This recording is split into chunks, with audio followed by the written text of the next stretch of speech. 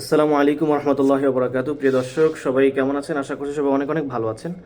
আলহামদুলিল্লাহ, আল্লাহর রহমতে আমি অনেক ভালো আছি। দর্শক, আজকে আপনাদের সামনে যে বিষয় নিয়ে হাজির হয়েছে সেটা হলো আকিদা সম্পর্কিত বিষয় নিয়ে হাজির হয়েছি।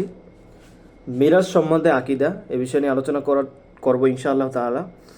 তো আপনাদের কাছে অনুরোধ হলো, আপনারা অবশ্যই ভিডিওটিতে অবশ্যই লাইক দেবেন, সাবস্ক্রাইব করবেন, পাশে থাকবেন, কমেন্ট করবেন, আর অবশ্যই ভিডিওটি শেয়ার করে দেবেন ইনশাআল্লাহ তাআলা। তো কথা না বাড়িয়ে আমার আলোচনার মধ্যে চলে যাচ্ছি।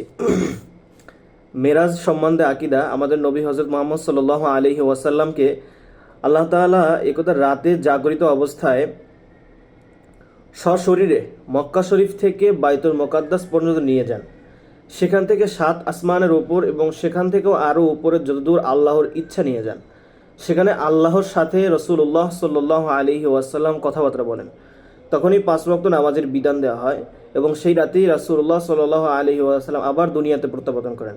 একে মেরাজ বলে। তাহলে আমরা মেরাজ জানলাম যে আমাদের নবী হজরত মুহাম্মদ সাল্লাল্লাহু আলাইহি ওয়াসাল্লামকে আল্লাহ তাআলা রাতে জাগরিত অবস্থায় শরীরে মক্কা শরীফ থেকে বাইতুল মুকাদ্দাস পর্যন্ত নিয়ে যান, অর্থাৎ মক্কা থেকে, মানে সশরীরে মক্কা থেকে, এবং জাগ্রত অবস্থায়। নবী সাল্লাল্লাহু আলাইহি ওয়াসাল্লাম তখন জাগ্রত ছিলেন। তো মক্কা শরীফ থেকে বাইতুল মুকাদ্দাস পর্যন্ত নিয়ে যান। সেখান থেকে 7 আসমানের উপরে, 7 আসমানের উপরে, হ্যাঁ 7 আসমানের উপরে, অর্থাৎ যেখানে, অর্থাৎ আল্লাহ তাআলার কাছে, আল্লাহ তাআলার কাছে নিয়ে যান। তখনই 5 ওয়াক্ত নামাজের বিধান দেওয়া হয়। তখনই কি দেওয়া হয়? 5 ওয়াক্ত নামাজের বিধান দেওয়া হয় এবং সেই রাতেই রাসূলুল্লাহ সাল্লাল্লাহু আলাইহি ওয়াসাল্লাম আবার দুনিয়াতে প্রত্যাবর্তন করেন। একে মিরাজ বলে। আরশ কুরসি সম্বন্ধে আকিদা। আরশ কুরসি, আরশ কুরসি সম্বন্ধে, কুরসি এটা হচ্ছে নবীজির যেটায় বসেন সেটা হলো কুরসি। কুরসি হচ্ছে চেয়ার। আর আরশের ময়দান, যেটা কিয়ামতের ময়দান বলা হয়। আরশ অর্থ চেয়ার বা আসন। আল্লাহ যেমন তার আরশ এবং কুরসিও তেমনি শানের হয়ে থাকবে।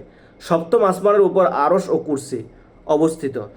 হাদিসের বর্ণনা অনুযায়ী আরশ কুরসি এত বিশাল যে তা সমগ্র আকাশ ও জমিনকে পরিবেষ্টন করে রেখেছে। এখানে উল্লেখ যে আল্লাহ পাক কোনো মাখলুকের ন্যায় ওঠা বসা করেন না এবং তিনি কোনো নির্দিষ্ট স্থানে সীমাবদ্ধ নন। মাখলুকের কোনো কার্যকলাপ ও আচরণের সাথে আল্লাহর কোনো অর্থাৎ আল্লাহর কোনো কার্যকলাপ ও আচরণের তুলনা হয় না। তারপরও তার আরশ কুরসি থাকার কি অর্থ তা অনুধাবন করা মানব জ্ঞানের ঊর্ধ্বে। এ সম্বন্ধে বেশি চুলচেরা বিশ্লেষণে যাওয়া সঙ্গত নয়। আমাদেরকে শুধু আরশ কুরসি সম্বন্ধে আকীদা বিশ্বাস রাখতে হবে।